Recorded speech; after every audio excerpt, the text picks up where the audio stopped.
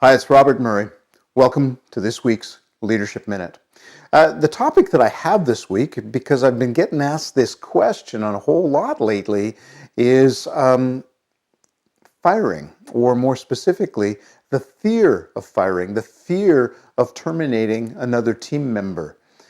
Well, first of all, termination should be the absolute last resort.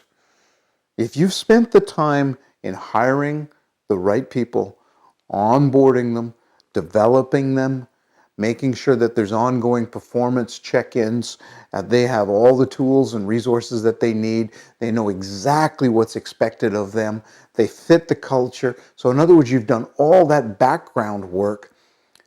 Termination should be the absolute last step. Now, every once in a while, though, you have to terminate an employee, usually because of a values violation. I have rarely ever heard of anybody being fired for lack of skills to do the job. You can train for virtually any skill that there is. The one thing you cannot train for is attitude or fit with your culture. If you've come to that point and you've determined that this person is no longer a fit or never was a fit, then you got to move forward with the termination. It's never easy. I've done it a lot, I'm sad to say. And I always go through a sleepless night the night before. That's just the way it is.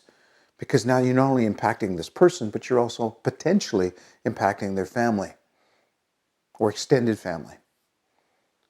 The one thing I've learned, though, over the years is that most every single case where I've had to terminate somebody, they end up in a better place. They end up in a place where they're a better fit. They have opportunities to learn and grow that fit who they are as a person. So in other words, they fit a different culture. And they're way happier.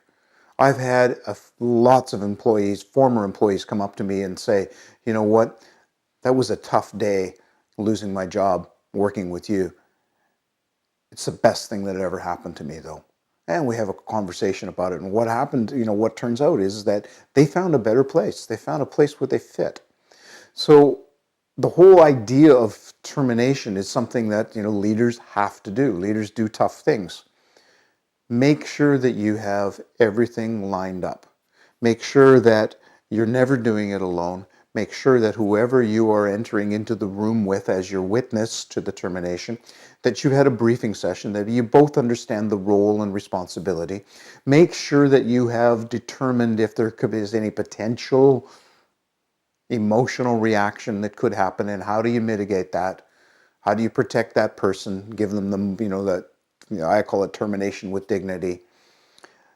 How then do you protect the rest of the organization? Make sure that all your paperwork is handled. Make sure that, again, all the details are worked out. There is no detail that cannot be left unchecked.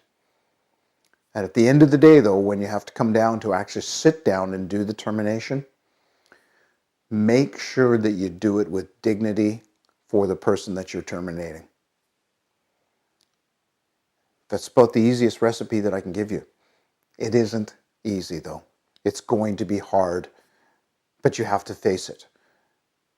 And it's one of those things that leaders have to do. So that's it. And that's it for this week. Please keep sending me your questions, your suggestions, so that I can answer them in a video format like this, or in my written blog, which comes out on my website as well. Thanks very much.